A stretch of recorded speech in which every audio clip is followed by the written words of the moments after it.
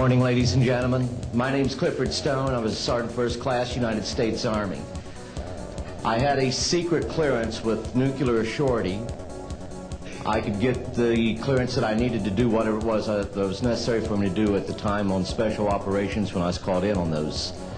What I'm referring to here is that I was involved in situations where we actually did recoveries of crashed saucers, for lack of a better term, debris thereof. There were bodies that were involved with some of these crashes, also some were alive.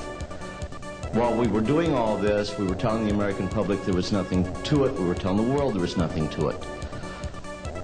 I've been involved where we have recovered these objects. We know them to be of extraterrestrials. In 1969, I had an event that happened to me while I was stationed at Fort Lee, Virginia. We went to Indiantown Gap, Pennsylvania. That would be my first exposure to any time that we would be recovering an unidentified flying object. When we went there, we already had people that was already in the facility. We were a backup team, which was supposed to be NBC because there were supposed to be some nuclear materials that was on board this craft.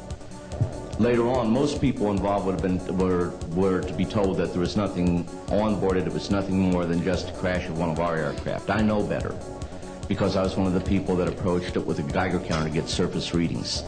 I was the first person to go ahead and see that there were bodies on it. That would be the first of approximately 12 events. UFO crashes are not events that take place every day. They're rare. I know we're not alone in the universe.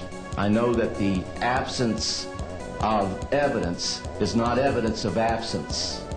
It's evidence that has been denied to the American people.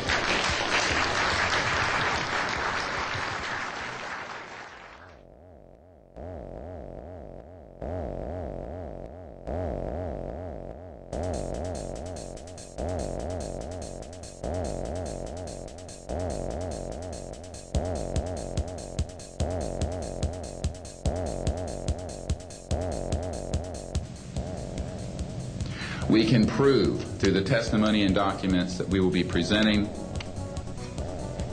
that this subject has been hidden from members of Congress and at least 2 administrations that we are aware of, presidential administrations, and that the Constitution of the United States has been subverted by the growing power of these classified projects, and that this is a danger to the national security. There is no evidence, I wish to emphasize, that these life forms from elsewhere are hostile towards us. But there is a great deal of evidence that they are concerned with our hostility.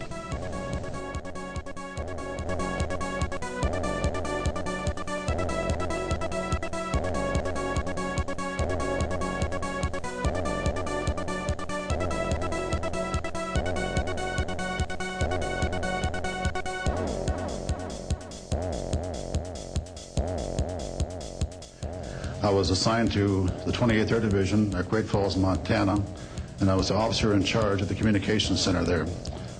Also, I was a top secret control officer for the division. I had a crypto account. I was an account custodian, and I also passed out nuclear launch authenticators. During that time, I can recall seeing a message come through that communications center which said, basically what Bob was just got through talking about, is that a UFO was seen near the missile silos, and the missiles were deactivated.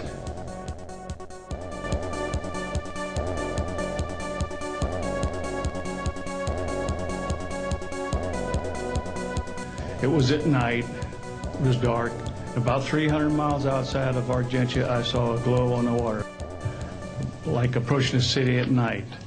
As we approached this glow, it turned to a monstrous circle of white lights on the water. We watched this for a while. The lights went out. There was nothing on the water. Next thing we saw was a yellow halo, small, much smaller than whatever it was launched from. And that was 15 miles away, up to our altitude. Because of the trajectory, I disengaged the autopilot, shoved the nose over to try to go under this thing.